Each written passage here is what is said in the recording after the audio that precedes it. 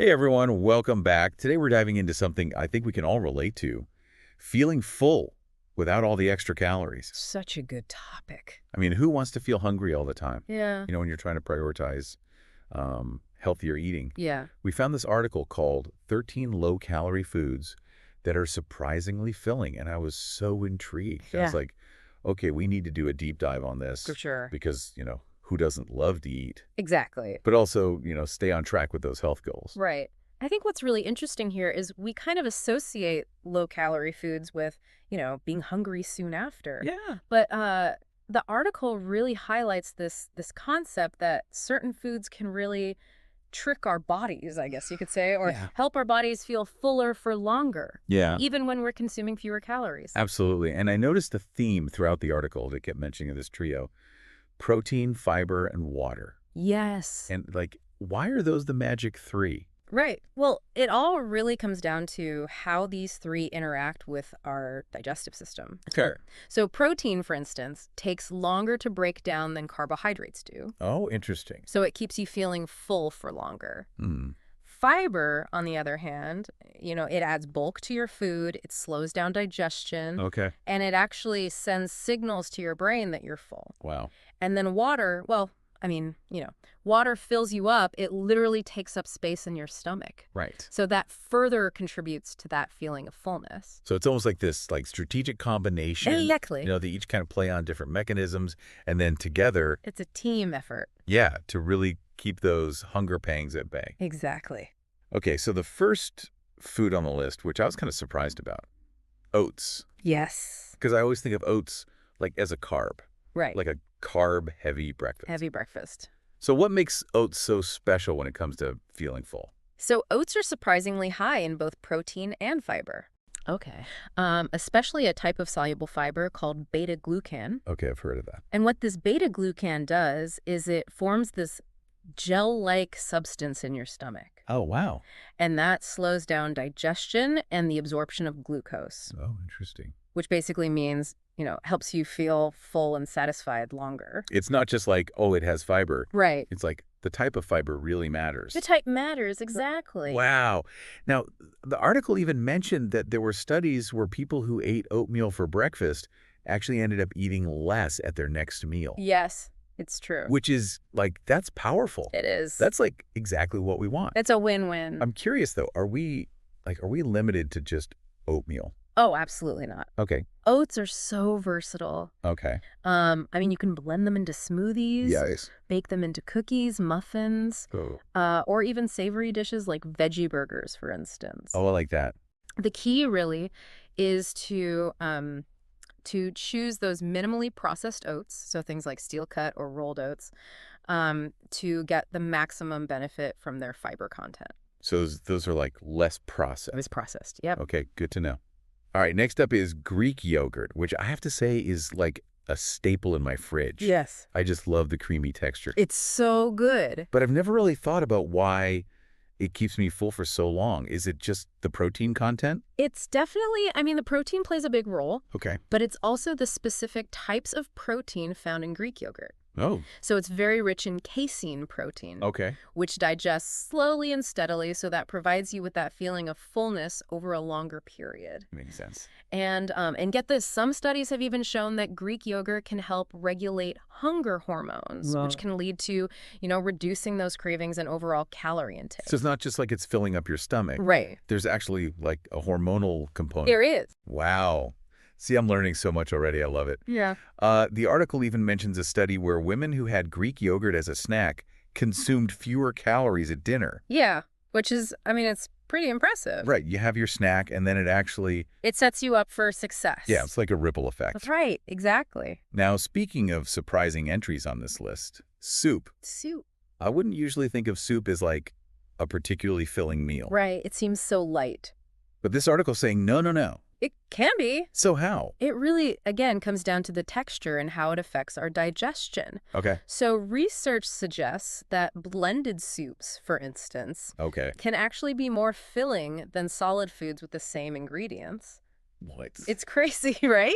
And that's because they empty from the stomach more slowly, Huh? So it keeps you feeling satisfied for longer. Oh, so it's not just what's in it. Right. It's also the form. Okay, interesting. I wouldn't have thought of that. But I'm also thinking creamy soups. Those are loaded with calories.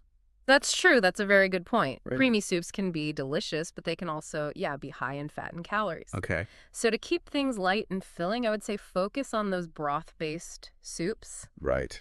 packed with vegetables and lean protein. You'll get that volume, that satisfaction without that calorie overload. Okay, good tip. Good tip. Quoi. Okay, let's move on to something small but mighty. Berries. Yes. So I love snacking on berries, but I've never considered them particularly filling. Right. What's the secret behind, like, their staying power? Well, berries, especially raspberries and blackberries, Okay. are incredibly high in fiber, Okay. particularly a type called pectin. Pectin. Yes.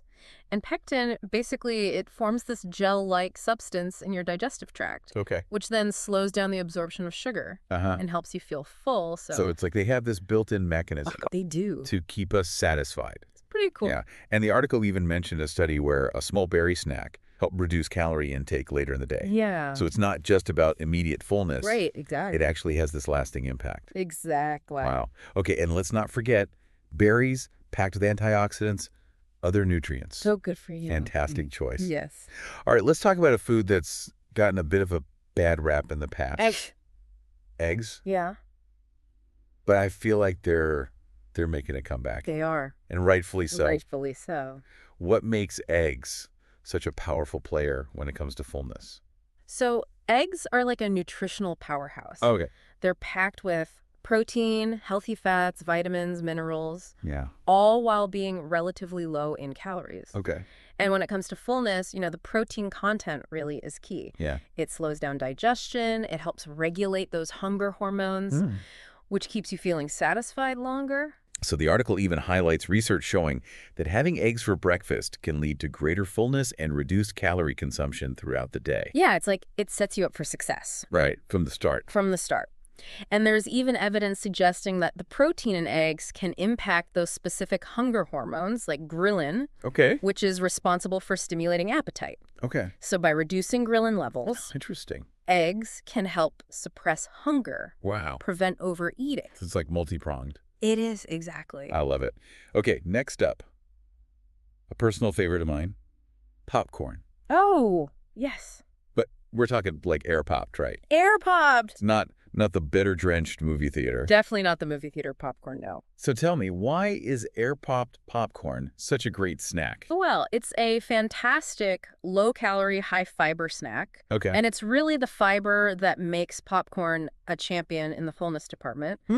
Because it adds bulk, it slows down digestion. It promotes that feeling of fullness. But I love that it's not just like, oh, I'm full. Right. But it's also like helps you keep those cravings under control. Exactly. Stable blood sugar. Exactly. The article even mentioned a study where popcorn beat out potato chips in terms of fullness and satisfaction. Yes. Which I thought was so interesting. Yeah. It's like, Yeah. okay, well, if I'm a snack, I'm going for the popcorn. Go for the popcorn, exactly. But I imagine we have to give like a caveat. Yes, we do. You know, those prepackaged microwave popcorn variety. Oh, yeah. Be careful of those. Lots of added fat, salt, artificial flavor. Exactly. You can turn a very healthy snack into, Calorie bomb. calorie bomb. Exactly. Okay. So air popped is the way to go. Air popped is the way to go. Got it. All right, on to something a little more exotic. Chia seeds. Chia seeds. Okay, now I've seen these, like sprinkled on everything. They're everywhere. Yogurt, Yeah. salads. I don't know much about them. They're fascinating, though. Okay, tell me. So chia seeds, they're like these tiny nutritional powerhouses. And they're loaded with protein and fiber, Okay. especially soluble fiber. Okay. And that soluble fiber, it absorbs liquid and expands in your stomach. Oh. So you can imagine like tiny sponges soaking up water. Oh, wow. That's what they're doing in your digestive system. Interesting. So that's contributing to that feeling of fullness. Exactly. Now, the article mentions this crazy fact that chia seeds can absorb up to 15 times their weight in water. It's crazy, right? That is wild. No wonder they make you feel full. Right. Like, no It's wonder. just expanding in there. So there's research to back this up, There is. that they actually can help curb cravings and increase feelings of fullness. Yes. Studies have shown that incorporating chia seeds into your diet can do just that. Okay. And they're just a great addition. You know, you can add them to smoothies, yogurt, oatmeal, even just water. All right. From tiny seeds to something a little more substantial. Let's talk about fish. Okay, yes. I know fish is a great source of protein, It is. but how does it compare to other protein sources when it comes to fullness? That's a good question. So fish, especially those fatty fish like salmon, tuna, mackerel, Oh, yeah. they are excellent sources of protein and those heart-healthy omega-3 fatty acids. Right. But when it comes to fullness, fish protein seems to be particularly effective. Okay. It digests a little slower than other types of protein, Interesting. which then, leads to a more prolonged sense of satiety. So it's not just like, get your protein. It's like, which protein are you getting? Exactly. It's like, be strategic about it. Yeah. The article highlights a study comparing the effects of different protein sources on hunger, and fish protein came out on top. Yeah, It's fascinating how our bodies respond to different macronutrients, it really is. It's not a one-size-fits-all. Definitely not, no. And, when it comes to managing hunger and feeling satisfied, protein is just, key. It always comes out as this, this big player. Yeah, and it's interesting to learn that even within protein, there are nuances. Yes, absolutely. Okay, speaking of, winners, let's talk about cottage cheese. Cottage cheese. All right, I'll be honest, it's been a while. It's making a comeback, though. Yeah, is it really that filling? It really is. Cottage cheese is like an often overlooked source of protein, and it's low in calories, high in protein, and it's just so versatile. And research actually indicates that it can significantly decrease appetite and prolong those feelings of fullness. Okay. And that is thanks to its high casein protein content. Which is similar to... Similar to the Greek yogurt, exactly. Okay. It's interesting how those two really seem to stand out They do in the protein category. Exactly. Like slow digesting protein, lasting satisfaction. Yeah, you got it. Okay, so I'm starting to see a pattern here. You're getting it. I'm getting it. Now, this next one might be a little controversial. Okay. Potatoes. Ah, yes. They often get like a bad rap because of, association with French fries and chips. Yeah, they get lumped in with the bad guys. Yeah, the not so healthy options. Exactly. But the article is saying, no, they can be both filling and nutritious. They can. So, It all comes down to how you prepare them. okay, right, makes sense. A baked potato, for example, is a totally different ballgame than a plate of French fries. Yeah, that's true. A baked potato retains its fiber content, Right. which, as we know, key for feeling full. It is. And it also, it has some protein, right? It does. It provides a decent amount of protein Okay. and a variety of essential nutrients. And the article cites a study where boiled potatoes were ranked incredibly high on the satiety index, Yes, higher than many other foods. they were. Yeah. Okay, so I'm rethinking my stance on potatoes. Rethink potatoes. It's not the potato itself; it's what we do with it. It's what we do with it, exactly. So don't let the deep fryer, demonize this versatile vegetable. I like that. All right, from the I guess often maligned potato to something that is usually seen as a diet staple: lean meat. Okay. We all know meat is a good source of protein, Mm-hmm. but what makes it stand out when it comes to keeping those hunger pangs away? So lean meats like chicken, turkey, lean cuts of beef, those are excellent sources of protein Okay. without, the added fat and calories found in some of the fattier cuts. Right. And as we've been talking about, protein, it plays a crucial role in regulating that hunger and promoting satiety. Now, the article mentions a study where people who ate a high-protein meal containing meat actually consumed less food later in the day. It's true, they did. It's almost like that protein, preloaded their fullness meter or something. Exactly. It's like a little, preloading happening. I like that. It's, it's so interesting, how our bodies respond to different things, It's just so complex. It's so complex. All right. From meat, let's move on to something a bit more plant-based. Okay. Legumes. Legumes. Beans, lentils, chickpeas. Love them. I love them all. All legumes. But how do they measure up in the fullness factor? So Legumes. I mean, again, we're talking nutritional powerhouses, right? Okay. They're packed with both protein and fiber, making them just so incredibly filling. Mm. And actually, research even indicates that they may outperform other protein sources like meat, you know? Really? Yes, in increasing fullness, reducing that appetite and hunger. The article highlights a study where a high-protein meal containing legumes led to greater feelings of fullness and reduced appetite compared to a high-protein meal containing meat. Yeah, I mean, that's impressive, right? That is impressive. You know, it really speaks to the power of, plant-based protein and fiber. Okay. Legumes. Definitely get bumped up on my grocery list.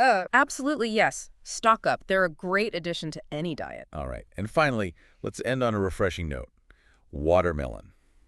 Watermelon. Okay, now, I wouldn't necessarily think of watermelon as a filling food, Right? but I'm guessing it's all that water. It is, exactly. Watermelon is like over 90% water, Wow. which contributes to that feeling of fullness without adding a ton of calories. Right. So the article talks about this concept of calorie density, explaining how low-calorie density foods like watermelon can significantly impact fullness. Yes. Can you explain that a little more? Yeah, so calorie density refers to the number of calories in a given volume of food. Okay. So watermelon, for example, has a very low calorie density because it's mostly water, right? Right. So you can eat a large volume of watermelon without consuming a lot of calories, which can help you feel full, and satisfied without overdoing it on the calorie front. So it's not just about the number of calories. Exactly. It's also how much space It's about the volume. they're taking. Exactly. That makes a lot of sense. It does, yeah. And, choosing foods with a lower calorie density, things like, fruits and vegetables, can really help you feel fuller on fewer calories. Yeah. Which, I mean, can be incredibly helpful for managing weight and just, overall health. Absolutely. And it's not just the water content that makes watermelon so satisfying. It also has fiber, which, again, contributes to that filling effect. So it's like a double whammy. Exactly. You get the water, you get the fiber, working together to keep those hunger pangs away. Oh, powerful combo. Okay, this is making me rethink like my whole approach to snacking. I'm noticing a theme here. A lot of these foods we've talked about are like considered, diet staples or things we might associate with weight loss. Right, exactly. But they're not just about deprivation. No. They actually, they taste good They do. and keep you feeling satisfied. And I think that's such a great point. It's about shifting our mindset from restriction to abundance. Like, these foods aren't just about cutting calories. They're about adding deliciousness and satisfaction to our diets. Yes. And, I think that's so key because I remember when I first started trying to eat healthier, I felt so limited. Right. It was like, oh, I can't have this, I can't have that. You're cutting things out. Yeah, exactly. But, looking at this list, it's actually, quite liberating. It is. I mean, it's about discovering the delicious possibilities of healthy eating, right? Yeah. It's not focusing on what you can't have. Yeah, exactly. Focus on what you can have. Okay. I'm ready to get into the kitchen and start, experimenting. Me too.